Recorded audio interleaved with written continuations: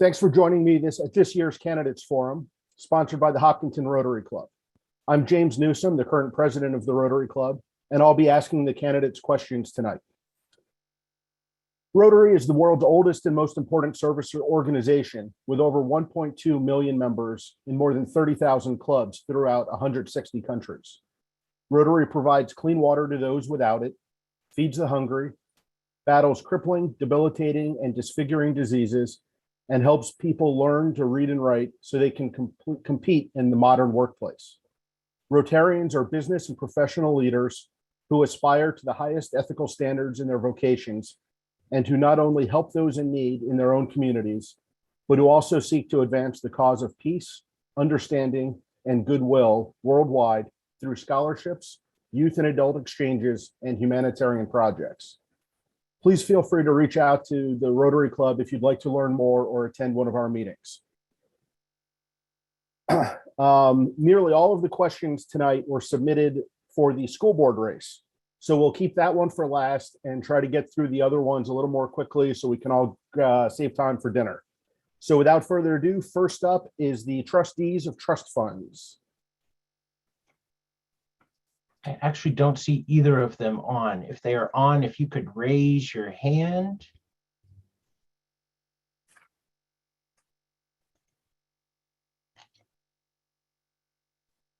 Gail.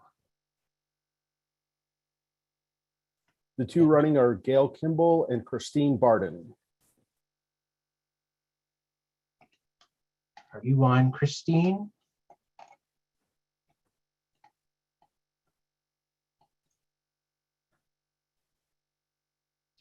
There are two phone numbers I'm going to allow to talk just to make sure it's not a candidate.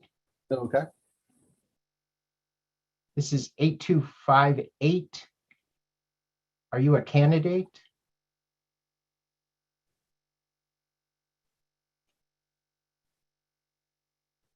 It looks like they're still muted. Oh, there it goes. Okay. I am not a candidate. I'm just listening in. Okay, thank you. Thank you.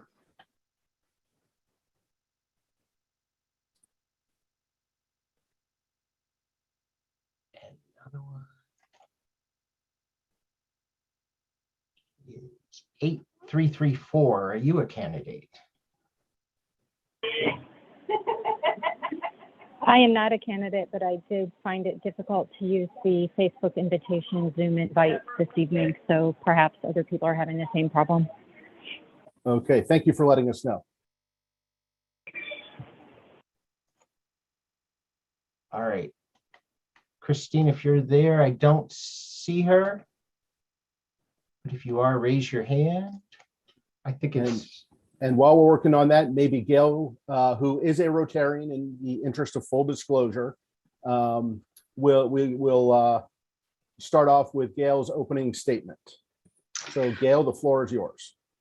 Thank you, James. Thanks, James. So my name is Gail Kimball. I'm a Hopkinton Rotarian.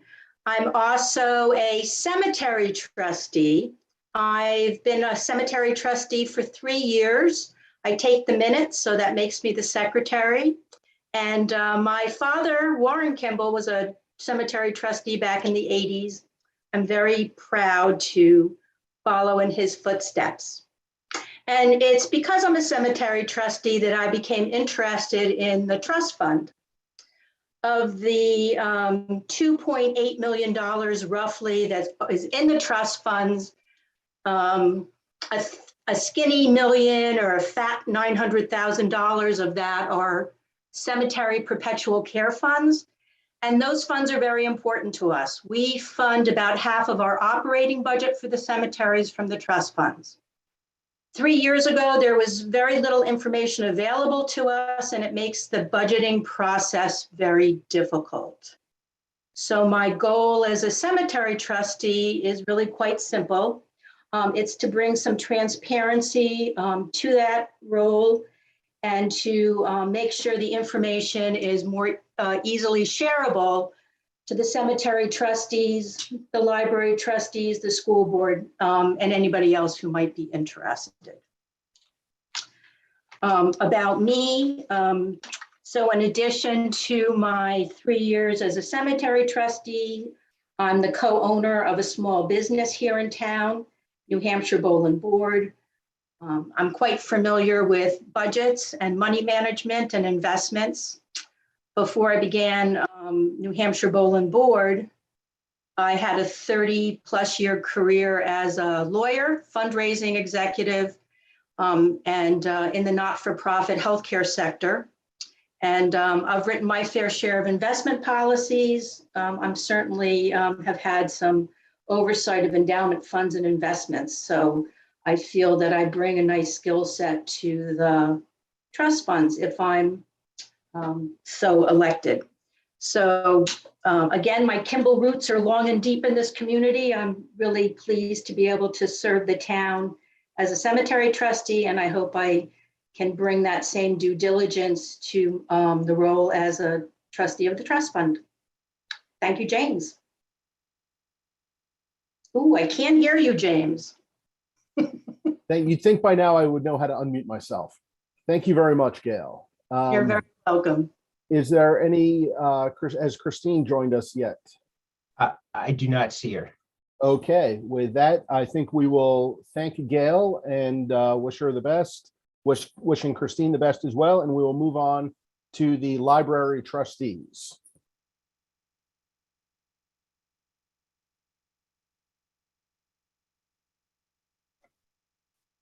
I'm moving Michael over. I do not see Nancy. Nancy, if you are on, raise your hand.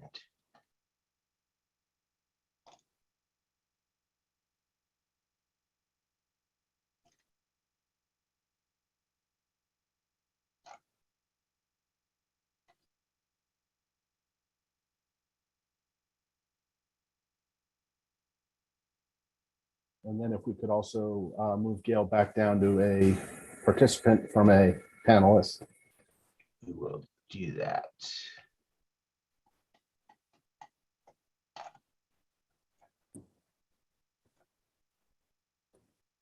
And in that case, I will open up for the library trustees and welcome Michael, and you're on for your opening statement.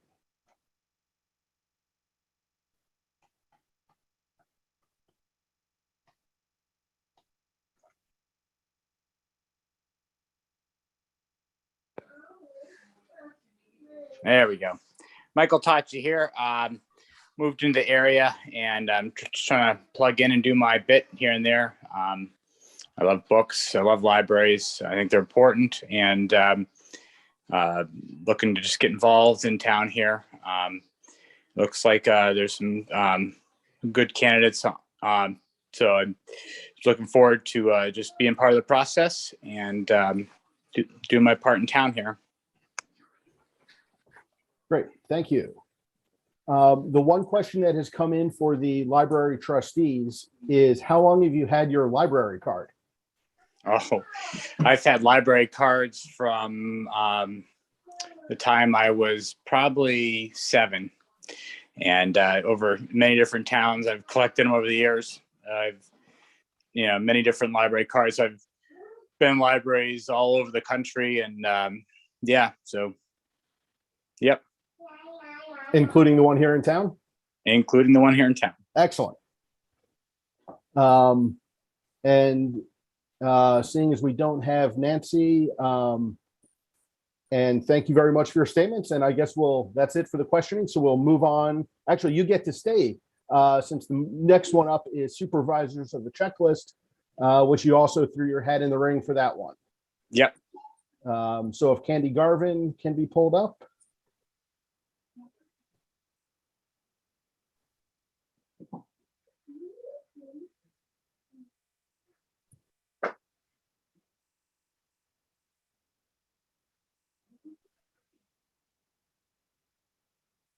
He was here.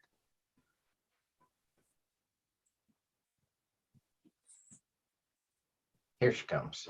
Okay. And we'll start with Michael, your opening statement. Yeah. So again, just looking to get involved here in town. New from Manchester. and these are the election integrity and the having a good, clean role and a election process that is efficient and inspires confidence and trust is what I'm looking for. Great, thank you.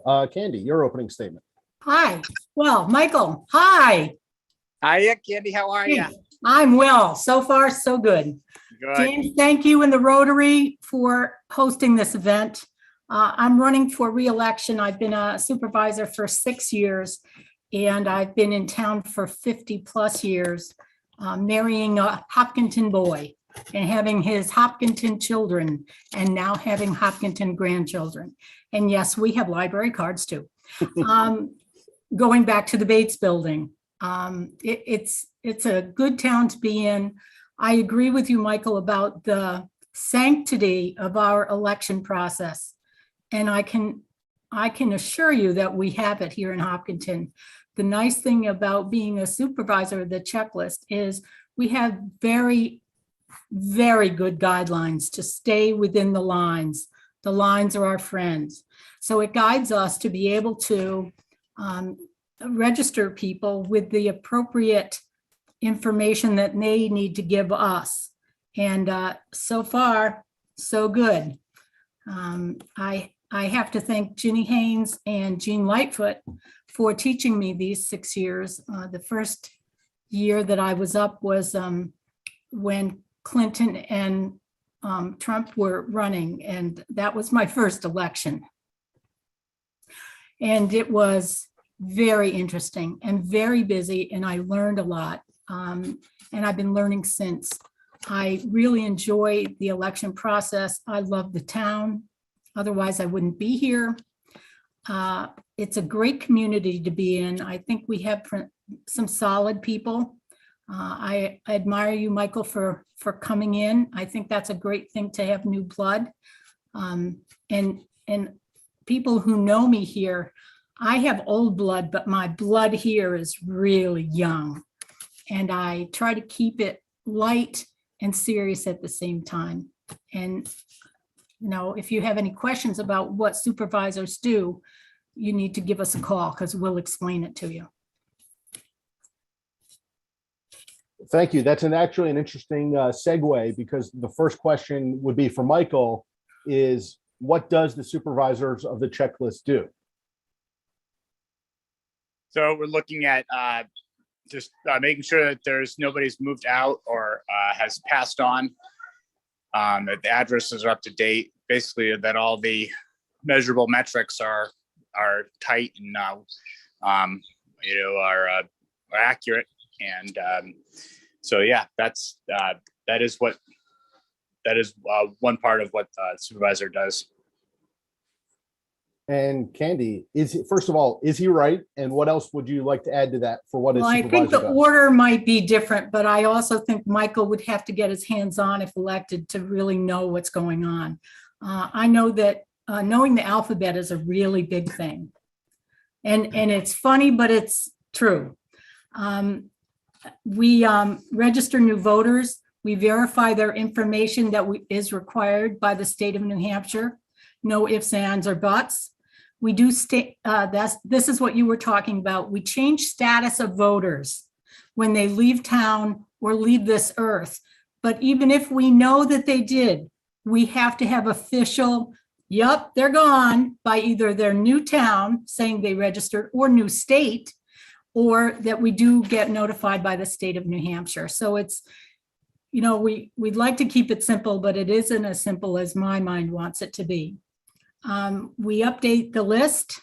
We, again, with the verification by the state of New Hampshire or other states, we print lists every so often because we get notification that we have so many voters that are new or so many voters who have left.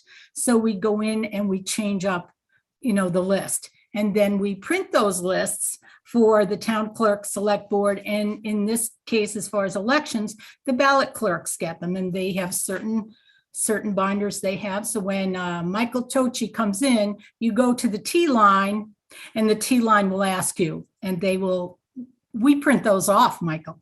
So that's a good thing to know.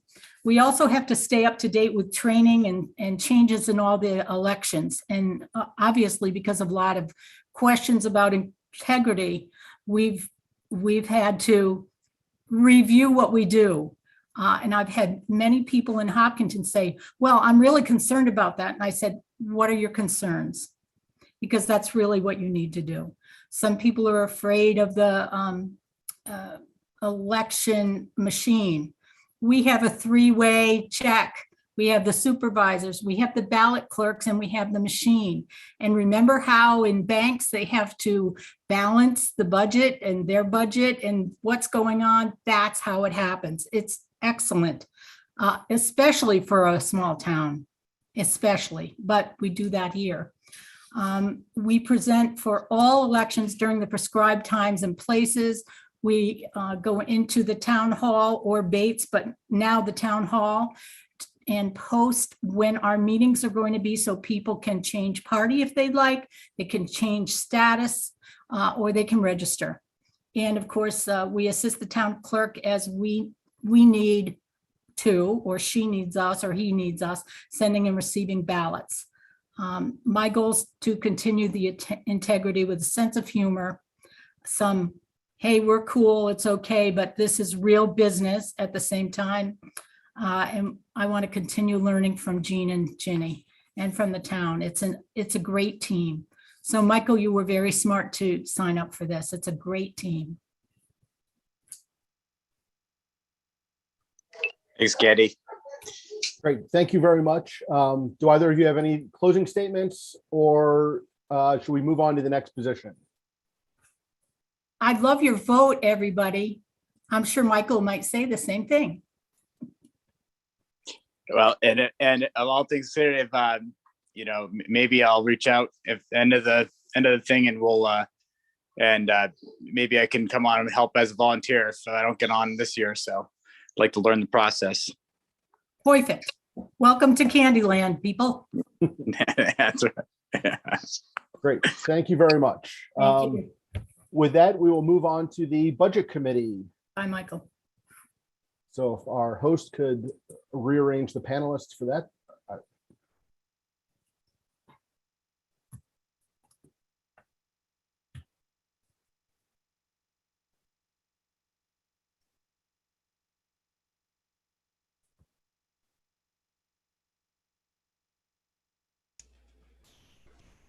If I do this, I try that. So it looks like we have our 3 Budget Committee candidates. We have Bob Mateo, Deborah Norris, and Mark Zankel. And in the interest of full disclosure, once again, Deb Norris is a Rotarian. So with that, I will start in alphabetical order for opening statements. So I'll start with you, Bob. Oh, hey, so I'm Bob Matteo. First, I do want to thank the Rotary Club for, sponsoring this. A little bit about me. I live in Kentucky on Park Ave. Married with 3 boys, 2 in the town schools. Some people know me from attending and speaking at the different, whether it's a school board or the budget meetings or the select board. A little bit about, I guess, as a side note, for just wanted to mention, before I came to Hopkinton, I was, very active in town affairs, and was a baseball and a basketball coach for many years before I came to town. As far as what I do, I work in renewable energy. I design and manage, their communication systems for hydroelectric plants and the dams that are in the New England area. So when you're saying, well, who cares? What does that have to do with anything? One of the things that I guess I kind of have this unique skill set is part of my— are to create budgets for these projects and for these systems that really withstand, I'm going to say, the scrutiny of CEOs, board members, corporate accountants, investors. And I mean corporate accountants, sometimes they seem to parachute in for some of these things. They just don't stop. One of the reasons, I'll say why I'm running, one reason I'm running is I didn't realize that Debbie and Mark were both running again. I don't know if I would have done that, but I do believe it's part of a civic duty thing when you have unique skill sets to offer them to the town. I know. I just want to applaud Debbie and Mark and the rest of the board members. I know they put in a tremendous amount of time and especially with COVID and all that going on. So I really appreciate all the work that they do. I like the way the boards run, the decorum there. People are not afraid to ask questions, and they get direct answers usually. So I just want to make that statement. Kind of lost my place here, but the other thing I just want to mention is I want to help to find sustainable solutions, really to help us plan for the future of the town and schools. I know Debbie and Mark and the rest of the board feels the same way. I think they're good at walking the balance between taxpayer burden and providing services to the town. I think I can help in that situation. I want to make sure going forward, one of the concerns I have is going forward, the environment that we're in, and it's not a referendum on the committee at all. It's that we're heading into, I believe, some uncharted territory. The board's well aware, the committee's well aware of increased prices, right? Oil's going through the roof. I look at energy every day. Goods and services are going to go up just for that. Inflation rates are going up now. And then you have, very soon, it's going to be tougher to borrow money. So bond issues, if there are problems that come up, those are going to be more expensive. So I want to make sure that, people with fixed incomes also have a voice represented, and they do, but I just want to make sure that that's a concern for us. That's our, these are our neighbors. And, we're into some uncharted territory there that, and again, it's not specific to Hopkinton, right? All these towns are going to have to look at new ways of doing things. And I know it's easy to say when you're, here to just say, well, we can just look at things differently. But, so I appreciate the work they do.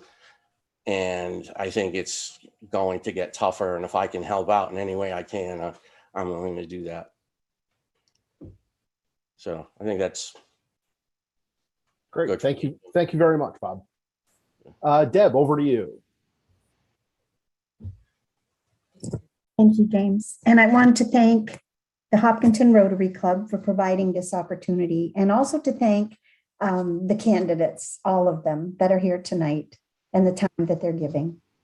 My name's Debbie Norris, and I am running for Budget Committee. I bring 6 years of experience on the Budget Committee, and I've had 5 consecutive years, and I was appointed to fill a position for this past year. My husband, Mike, and I moved to Hopkinton with our 2 boys about 18 years ago, and we've never looked back. We feel lucky to live in a town where caring for your neighbor, whether they're known or unknown, is a visible priority. Giving back to the town that has done so much to our family is very important to us. I participated in robotics as a mentor for about 12 years, and it was a wonderful experience when my son came home 7th grade and said, "Mom, I know what I'm going to do for the rest of my years at school. I want to join robotics. And Mike and I looked at each other and said, great. We had no idea what a journey it would be, and it was wonderful. Currently, I'm also membership chair for the Friends of the Hopkinton Town Library, and I'm a member of the Hopkinton Rotary Club and a member of the Budget Committee at this time. Why am I running? Well, I enjoy it. First of all, I enjoy working on the Budget Committee, working with the group, and I want to gain a firsthand experience and understanding of what it is in our budget, the needs of the town, the needs of the school, the needs of our community. I believe in the process, and I recognize the purpose of the Budget Committee. Along with my current experiences on the Budget Committee, I do believe that my past experiences as an elementary teacher and reading specialist have helped me to understand the many needs of the schools, but also aided me in other aspects of my life in developing good communication skills and provided me the opportunity to work with and assist in bringing people together for a common goal. I am a taxpayer too. I'm also a caregiver for two elderly parents, both in their 90s, who are living in their own home and trying to pay their taxes. I know and I recognize how important it is to balance and live within one's means. It is extremely important to me to approach each budget season with an open mind, to listen and to understand the priorities of both town and school. We may not always agree during this process, but even if we disagree, we should never disconnect. It's critical to work together, not shut doors. I try to listen to budget presentations at both the select board and school board meetings so that I can be better prepared before I come to the actual budget meeting. The town of Hopkinton values its schools and town. These challenging times make it difficult to keep services that are needed with less financial assistance from the state, with property taxes being the paramount tax revenue source for towns in the state of New Hampshire. It is clear that changes need to be made at the state level in order to ease the burden on our taxpayers. But in the meantime, as we strive to make those necessary changes, it's imperative that we're careful not to sacrifice the quality of services and education that we have all come to expect and appreciate while we work diligently to make the changes. My goal is to continue my strong conviction to be a good listener with an open mind, to be a voice of reason, listening to both sides, and to understand the needs that are presented from both town and school, to keep transparency on issues and on the budget, to understand the priorities, to work together as a committee to approve a responsible, fiscally sustainable budget. And in these hard times, we know that moving forward, the challenges will be greater. To encourage participation from taxpayers in setting those priorities, having people come to the meetings, share their ideas, their thoughts, and make their opinions known. What's important to you? That's important to us, to hear what you have to say. And lastly, to encourage and support multi-year plans for the years ahead. A prudent evaluation of both entities is necessary to keep the taxes down and to ensure that everything we hold dear at different stages of our lives are properly maintained. The Budget Committee works tirelessly on key issues to approve what we feel is a fiscally responsible budget. It is a collaborative effort to approve a fair and equitable plan. And finally, I look at each budget, as I said, as an opportunity to work together, to understand, to prioritize, and above all, to not shut doors before the process has begun. And I thank you for listening, and I'd appreciate your vote. Thank you very much. Now on to Mark. You have the floor. Thanks, James.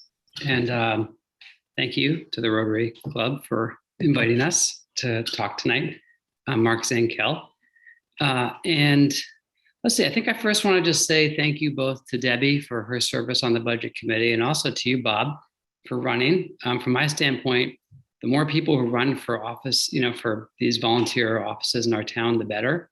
It's a small town and it runs on people committing their time and effort to make it a better place. So I'm glad that you're running and I hope more people would consider running for the Budget Committee and all these groups in the future. So I'm just going to talk briefly about myself and then a little bit about what we've been doing on the budget committee. I moved to Hopkinton in 2002 with my wife.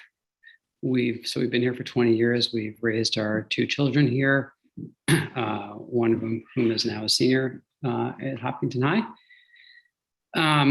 In my day job, I am the director of the Nature Conservancy in New Hampshire. We are a nonprofit conservation organization, and we conserve land and water for people and nature. And in that role, I do a lot of work around budgets. As you can imagine, we have 24 staff. We have an operating budget of about $5 million a year. We're in budgeting right now, so I feel like I'm living and breathing budgeting, both as a volunteer and in my day-to-day job quite a bit these days. And, you know, my responsibility there is to ensure the fiscal health and sustainability of the organization while we maximize the impact that we can have with the dollars that we have available. And I feel like that's what we try to do as a budget committee as well here in Hopkinton. So I've been on the budget committee for 6 years. I've been the chair for the last 2 years. And I was thinking about what are some things that we have worked on improving in my time on the committee. And there's 3 things that really come to mind. One is we've worked with the various boards to try to make these budgets more understandable to more people. And I would say particularly around the school budget, which is a very complicated budget. And one of the things that we've done as a budget committee is work with the school board to develop a programmatic budget. It took a couple of years really. And it's a lens on looking at the school budget to see how much money is invested in the different program areas. So rather than just looking at a total personnel line, you could look at how much are we investing in English? How much are we investing in our sports programs? How much are we investing in different language programs or the hard sciences? And that's something that people were really interested in understanding better, and we worked with the school to develop that. The second thing, and Debbie mentioned this, we've been working on is trying to get to really encourage the boards to do more multi-year budgeting, especially around capital improvements, because those capital improvements, as we know from the bonds that that our town has contemplated, they are very significant when they come up. And if we really want to try to stabilize the tax rate and be able to plan for those and think about our overall expenses, not just our operating budgets, but really what are we putting into, whether it's roads or buildings, we really need to look many years out. And I think both the town and the school are doing a much better job on that now, and we appreciate that. It really helps us as budget committee members. And then the third thing I think we've worked on is just improving the overall working relationship between the budget committee and the school board and the select board. It's not that it was bad, but I think that we've just worked hard at trying to build shared understanding. We have different roles. We have, our role at the budget committee is to advise the taxpayers in town on the prudent and responsible investment of their taxes. And that's not the same role as the school board or the select board, but I think we've done a lot of perspective taking, and we've had a lot of dialogue, I think respectful dialogue, and I think we've got a really strong working relationships, which doesn't mean we all say yes to everything that each other wants. It just means we have strong, respectful relationships. And I guess the last thing I'll just say is, as chair, which I've been for the last 2 years, I feel like, my role as chair is to, well, it seems like it's always to develop meeting agendas, but it's really to run a meeting where we can collectively as a committee get the information that we need from the various boards to help us do our job to responsibly advise the taxpayers, to listen with a real interest and understanding, to probe and explore with questions, and then to just really make sure that as a committee and also with the public that we are communicating in a really respectful way, because that's what we want, respectful dialogue in our town, whether it's between committee members or with the boards or with the members of the public. That's what I try to do as the committee chair. Great, thank you, Mark. The question for each of you will be, what do you think about this year's budgets and spending articles? And if you would suggest cuts, what would those be specifically? So you can't just say, I would cut the school budget You have to say, I would cut this program, or increase if that's the way you feel, or on the barn or other issues. Anyone want to volunteer to go first? Debbie, it looks like you got your hand up. Go ahead.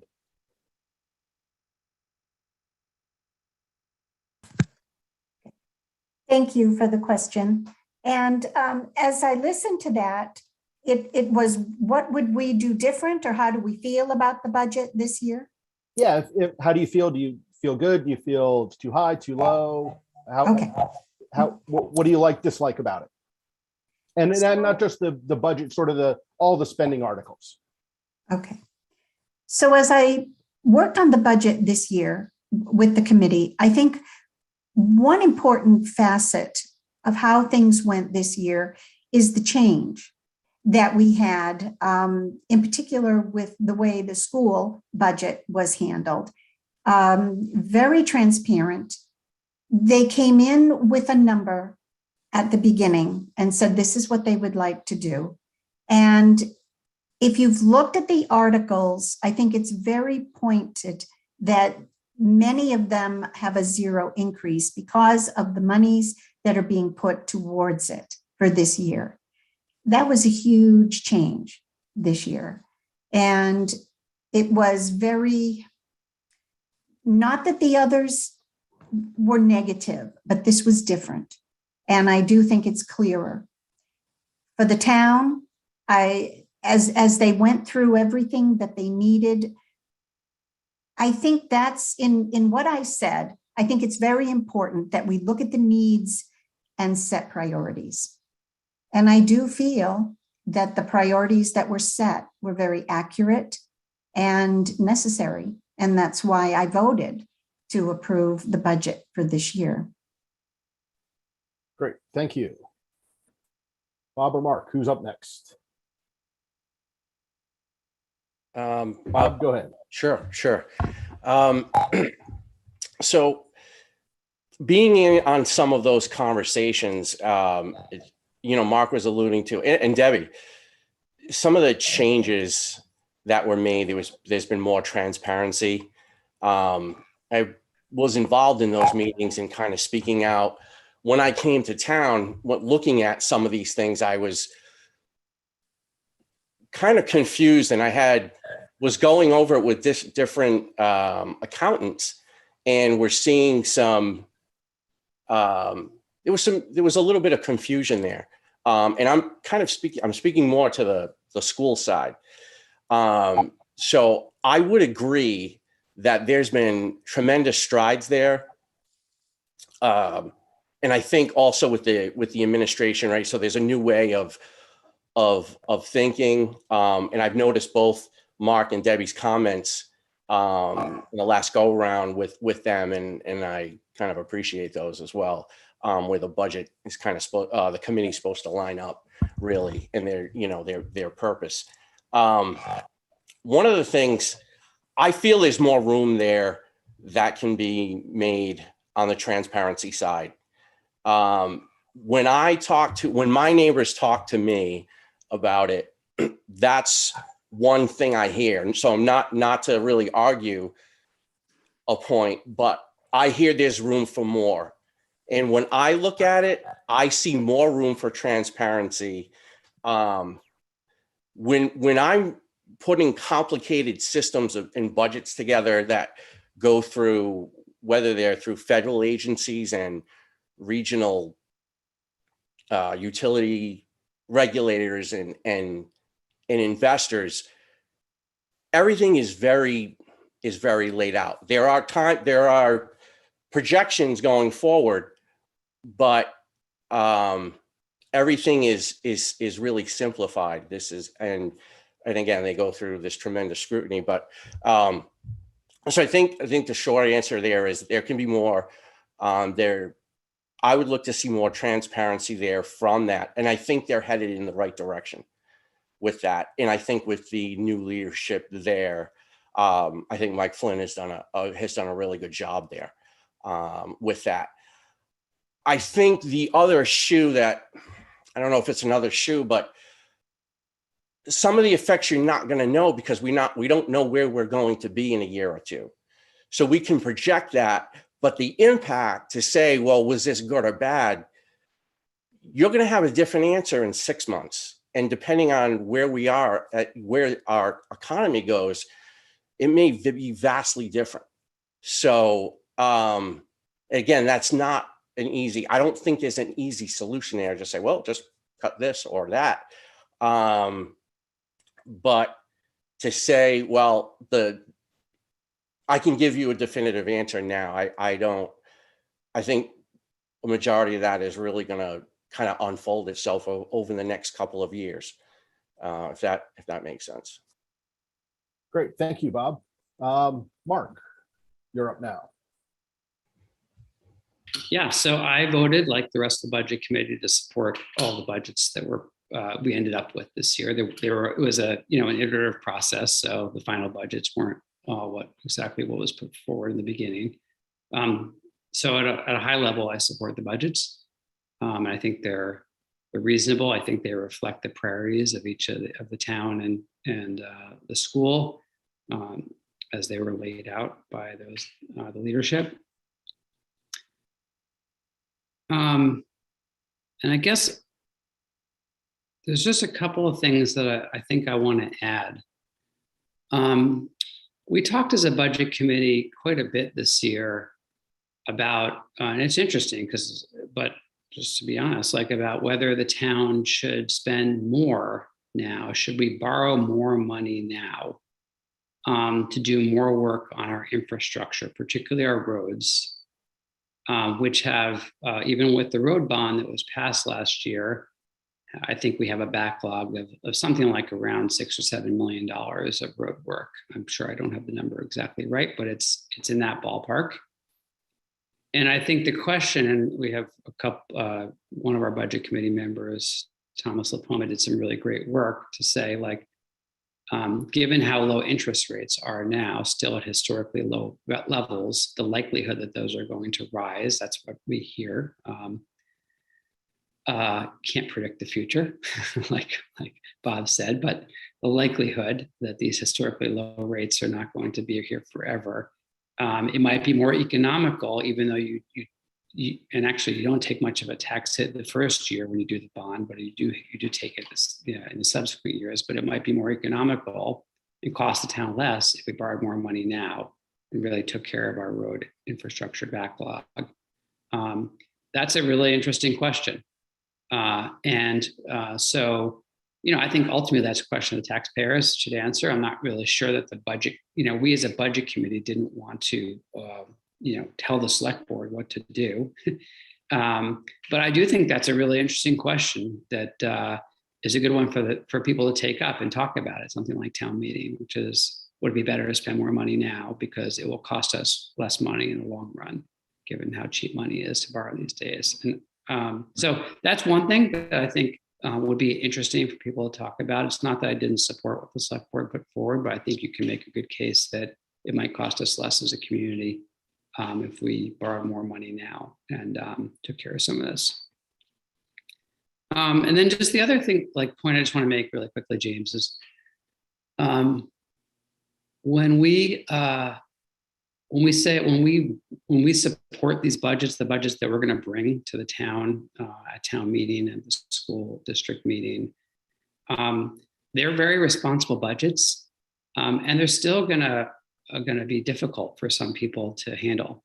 The tax burden is going to be difficult for some people to handle, and so that's like a real, I think, a very difficult thing when you're on this committee, knowing that sometimes you vote for favor of something because it's responsible, it's clear, it's been done transparently, reflects the priorities, and that that's going to be difficult for some people in the community to bear. And I just think we should be honest about that. There's no easy fixes to that, and I think about that a lot. Great, thank you very much. Would anyone like to make any closing statement? Or do you feel you've said enough? I'm good, Jim. I think, yeah. Sounds good. Thank you very much, all, and best of luck on Tuesday. And with that, I will ask our Rotary host to do the magic to bring up the panelists for our final position, which is the school board.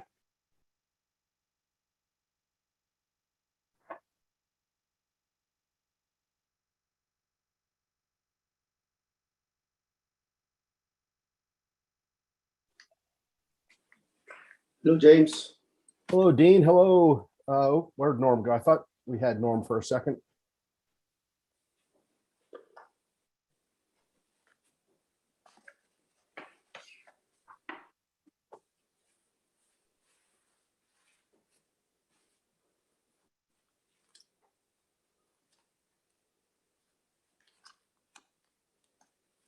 Did we lose Norm?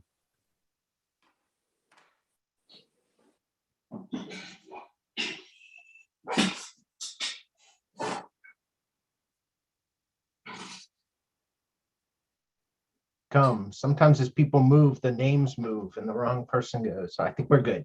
Okay, we found Norm again. Thank you. Okay, we'll start off with the two candidates for one opening on the school board. I should say before we get into this, that for the last race, the budget committee, we have three candidates for two positions, and each of the other contested races are two candidates for one position. So the budget again was three candidates for two. So with that, we have Norm Gupel and Dean Owens. We will start, Norm, with your opening statement, please. Thanks, James, and thanks, Rotary, for having me here. And Dean, it's great to see you to have a discussion tonight. My name is Norm Gupel, and I've lived in Hopkinton for 16 years. I am married to my wife, Christina, of 19 years, and I have three kids. Owen is a senior, Max is in 6th grade, and Autumn is in 4th grade. I have an MBA in Operations Supply Chain Management. I currently work at Bender & Worth as a controller for the last 18 years. I handle all the financial reporting, budget and sales, and project management. I'm currently on the Hopkinton School Board and seeking re-election for 2022. I'd like to thank the community for giving me an opportunity 3 years ago. It truly has been a blessing giving back to this community and making a difference in our public education and for our students. I originally ran for school board because I am a strong supporter of public education and believe in building relationships and maintaining them. I also knew I could help improve our budgeting process so this community can have the confidence in the schools and know we are doing our absolute best to meet the needs of our students while respecting the tax rate. Over the last few years, I have been on many committees, but I will like to share three briefly. I chaired the building project for the district. I made sure this project was on time and on budget.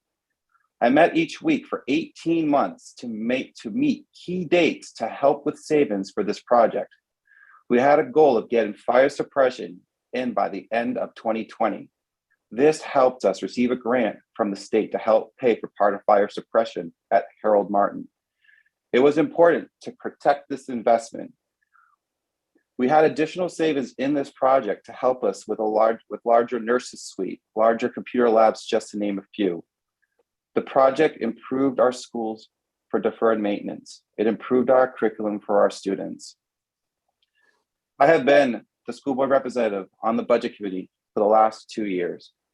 My goal was to improve our communication and budget process. With help from the finance committee, we have been able to create a more detailed and transparent budget for the budget committee and for the community. I have been able to deliver our budget to them, answer their question, and get unanimous support from them for the last 2 years. Remember, it's their number that goes to the school district meeting. As always, in every budgeting process, we have an issue of lack of state aid. The state requires us to meet the needs of our student, but provides nothing. As a board member, I am not showing up at a meeting just to vote.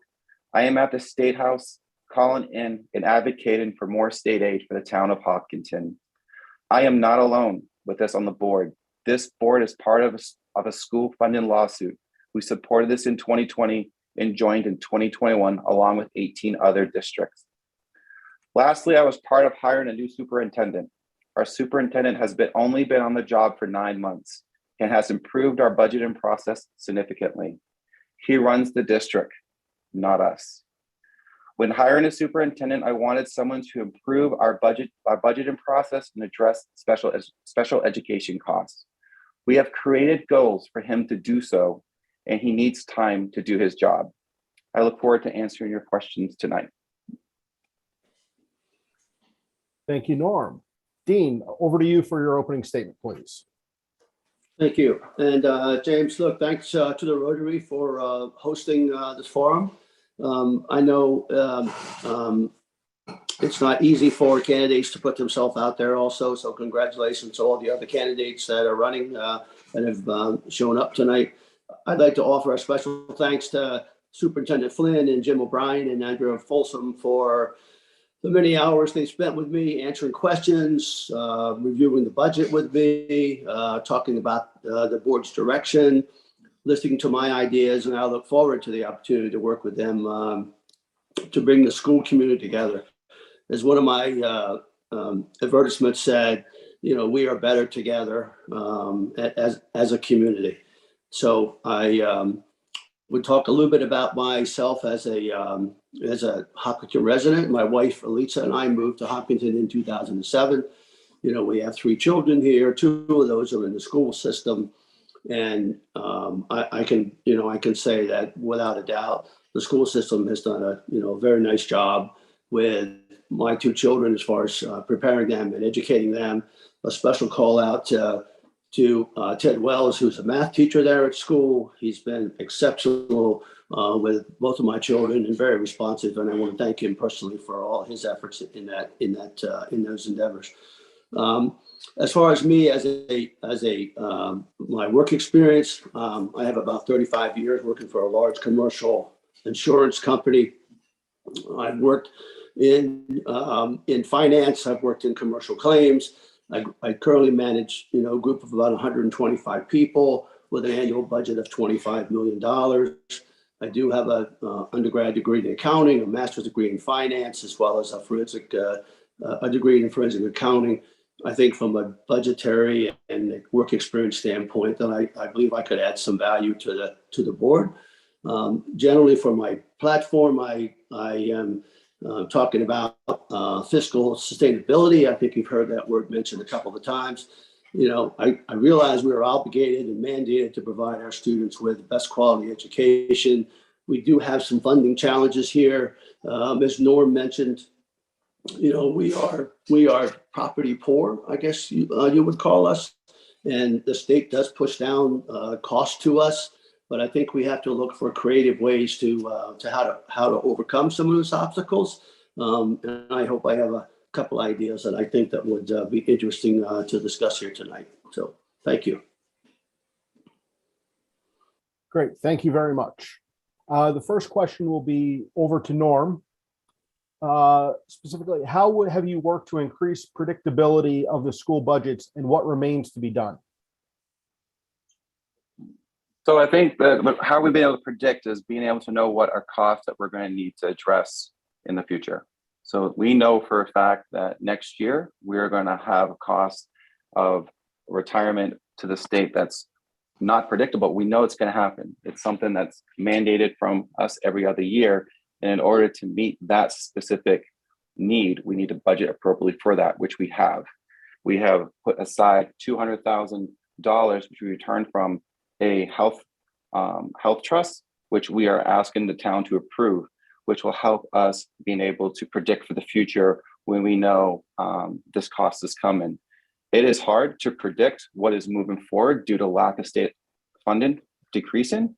And it's a little difficult for us to be able to predict year after year because the state continues to reduce what they are given to the school district.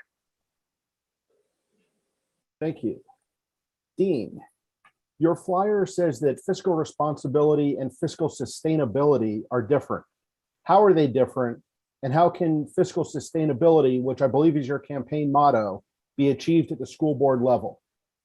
So someone can be fiscally responsible but that doesn't mean you prepared a fiscally sustainable budget. I do like Mark's comments on the budget committee talking about planning for the future and looking 3 or 5 years out. I know that might seem difficult for a school system, but I think, to properly address some of the budget concerns, we would have to, to look forward to what we would need to be funding, in a 3 or 5 year time frame. I think those 3 or 5 year plans is what I would like to see from a fiscal sustainability standpoint. Where are we going? What do we want to do? And how do we have goals and objectives to get there? Great, thank you. For both of you, do you support the school district operating budget as proposed by the school board and recommended by the committee? And if not, where would you make any changes? And in Norm's case, did you push for specific places to reduce the budget? Am I going first or is he going first? You can go first, Norm. Perfect. All right. So for me, I support the budget because for me, we worked backwards on this budget. For example, we came to an agreement with HES first, and then we came to an agreement with HEA. And we wanted to support our teachers and support our staff. And then what happened is we gave direction to the superintendent to come back with us with a budget for us that resulted in a budget of 2.64% increase, which is less than inflation. Inflation is 7.5% right now. And for us, we were able to get this budget to the budget committee, which they agreed with us. When it came to pushing to reduce this budget, I was pushing for a position at the time, but it was important for us to let the superintendent do his job, which is something that was very different than what it was before and in the past. We always have been threatened with positions being taken away from the district, but for the first time as a board member, allowed Mike Flynn to be able to do his job and present the board with what was necessary. So working together and being able to find a rate that was respectful to the community and to meet the needs of our student was something that was different instead of again wants and needs and pushing for something that was different. Thank you. Dean? So I didn't have a line of sight into what the original budget submission was. So as far as supporting this budget, it's difficult for me to look at the original budget and see where we started and where we ended. I know where we ended. I've heard the comments relative to those in our community that are finding it difficult today. Norm's alluded to the inflation rate, which is relatively new. However, I do think there are folks in our community that that are struggling day to day with this kind of a budget. I would like to probably take another look at the various funds that the school board has set up. I'm not saying that those are a bad idea. I think they're a good idea for planning for the future. I just haven't had enough opportunity to look at those additional trust funds to see if we could stagger those. Could we balance that up over time, for the future, to maybe soften the blow for some of our citizens that are looking for some relief today. The one thing that I would like to bring up is that the town and the school really needs to be a little more creative in how we fund the school budget in terms of where are there revenue opportunities for us and how can we get those revenue opportunities. I know the state only does so much, the federal government only does so much, and the majority of the burden falls back to taxpayers. One idea that I discussed with Jim O'Brien and Superintendent Flynn was the idea of possibly setting up an endowment fund like some colleges do and some public schools in this area do, where it would be set up as a private charity that would be funded by donations, not funded by any taxpayer dollars. I still need to work out the logistics with how we set that up and how that can be funded. But I think there's an opportunity there for us to set up this endowment fund that could actually provide funds for the operating budget, which would be a little different than what the Hopkinton Public Schools Foundation does, and usually provides funds outside of the operating budget. So that's an opportunity that I look forward to talking to Superintendent Flynn and Chairman Jim O'Brien about as we go forward. Great, thank you very much. Next one, how will you approach curriculum concerns at school board meetings? For example, when parents or community members demand changes to the curriculum, how would you handle this type of situation? Is that for me? We'll start with you, Dean, and then we'll go to Norm second on this one. Okay, so I do believe parents should have a voice in the curriculum. If you look at HB 1671, which is currently in the legislature, there's some commentary there about some changes how the state defines an adequate education. One of the things they talked about is personal financial literacy. For me, I think offering a financial literacy course in our school is extremely important. We offer it today, but we offer it with an Algebra 2 prerequisite. I would like to see the prerequisite dropped, and I would like to see that financial literacy offered to everybody, and not just those that have completed an Algebra 2 requirement.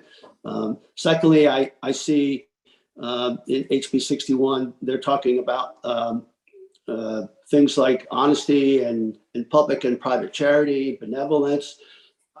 I understand that those are things that the legislature has added to this bill, but I think from a teaching standpoint, those are probably items that I would like to see the parental guidance be, in collaboration with the board. Norm.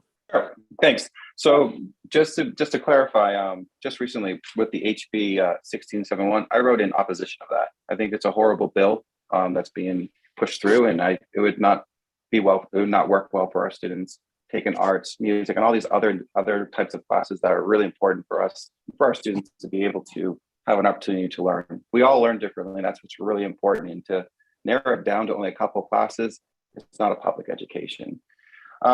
What's the discussion with the curriculum is a great one.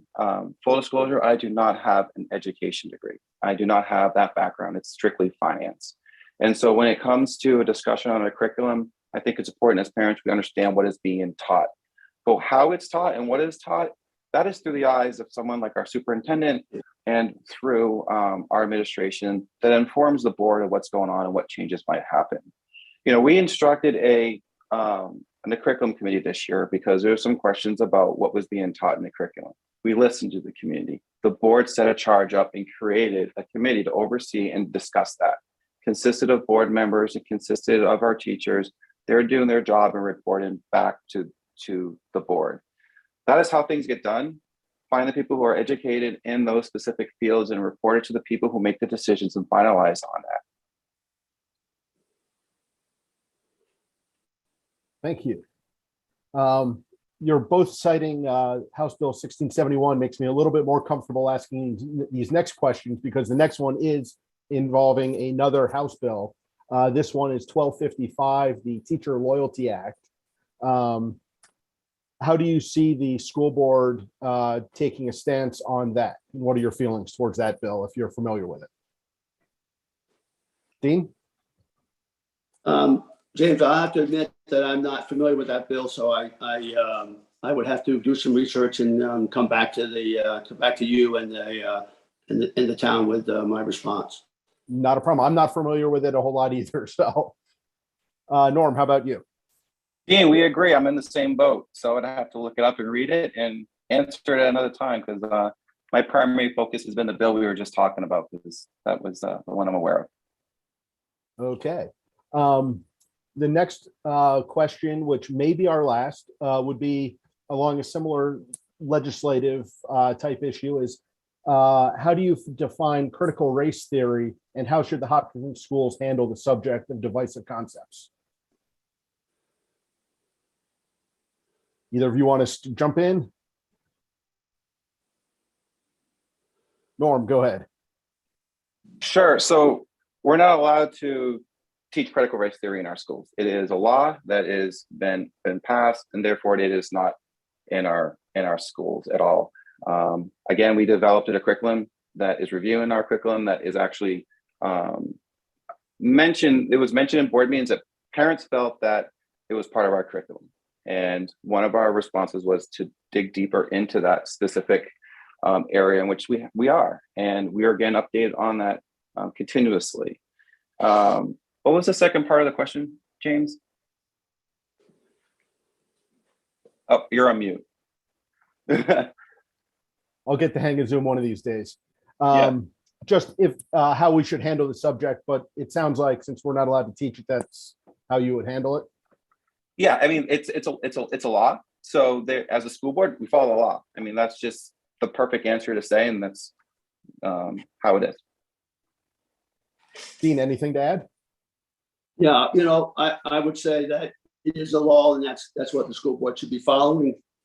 But I look at this as more of we should be talking about equal opportunity and teaching equal opportunity where our students have a chance to thrive and our students have the chance to be successful. And to me, it's really about what are we teaching in our schools and how are we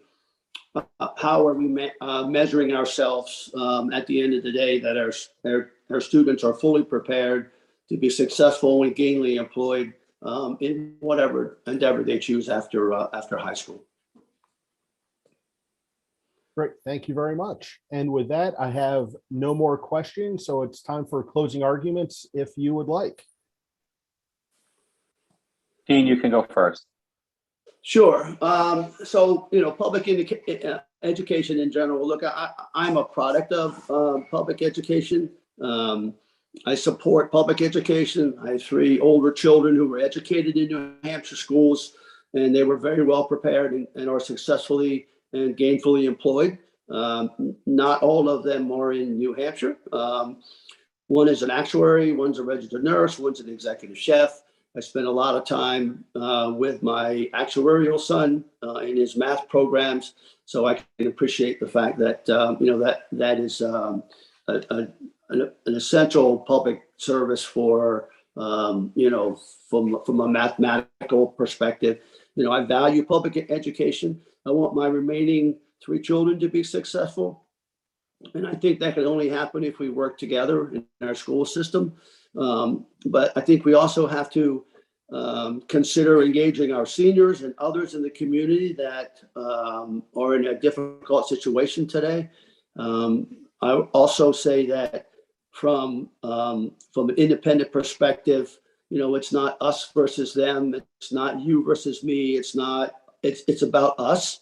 I would say that, and I think Mark alluded to this about, some division that seems to divide us as certain, outsiders, or seem to be trying to do. I do think we are better together.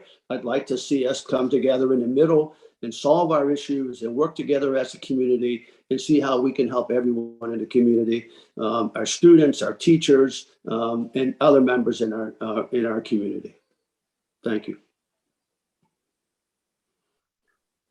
Norm. All right, great. All right, so I have to say over the last last month, it's been really great meeting a lot of new people. And a lot of new people, honestly, I'm gonna have to remember all their names. And for me, it's been really great because it's been more dialogue than actual questions.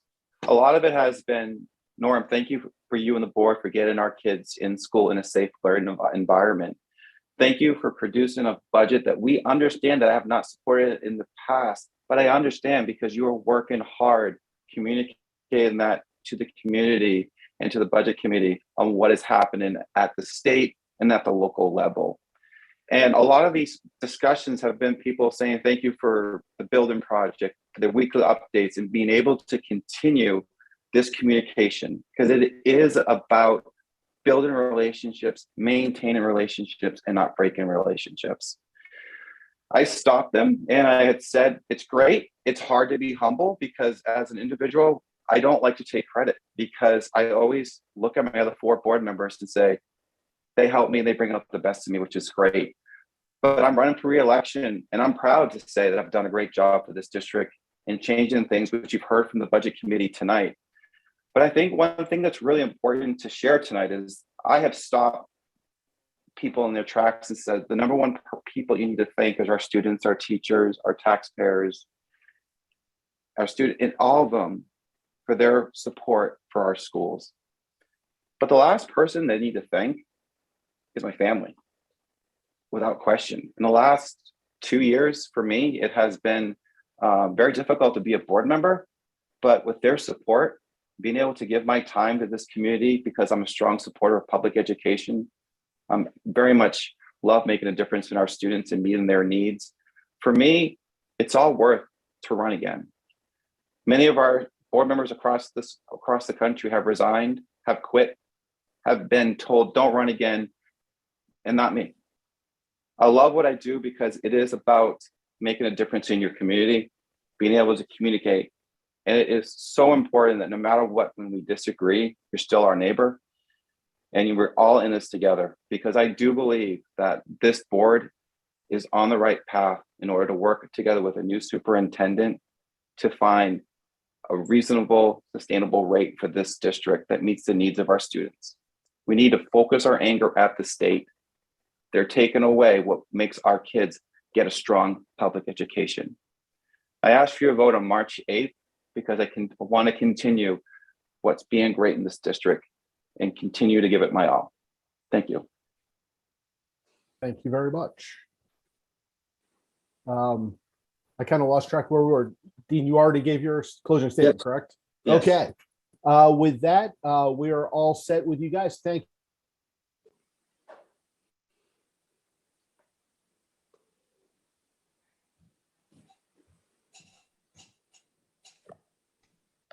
Hang on 1 second.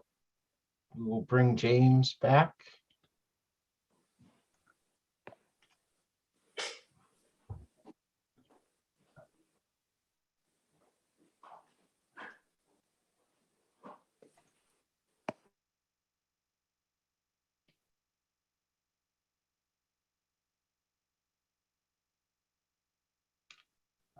You're muted. Yep. Thank you very much. I just wanted to make one other comment real quickly, is that we did receive several questions about the candidates' party affiliations. However, we felt that since these are nonpartisan positions and nonpartisan elections, that those questions were not appropriate for this forum. I'm sure you can reach out to the candidates directly and ask any other questions you may have directly with them. I'd be willing to bet most, if not all, will be out on Tuesday holding their signs as well. So thank you very much for that. I'd also like to thank Neil, my technical guru, who will be putting this recording up on the town YouTube site. And then I'd also like to thank everyone watching and caring about the process and those who submitted questions. Thank you very much. I'd also like to thank the candidates, both those that joined us tonight in the contested races, as well as those volunteering and running in the uncontested races. Thank you very much and best wishes to all on Tuesday. With that, I will say thank you and good night.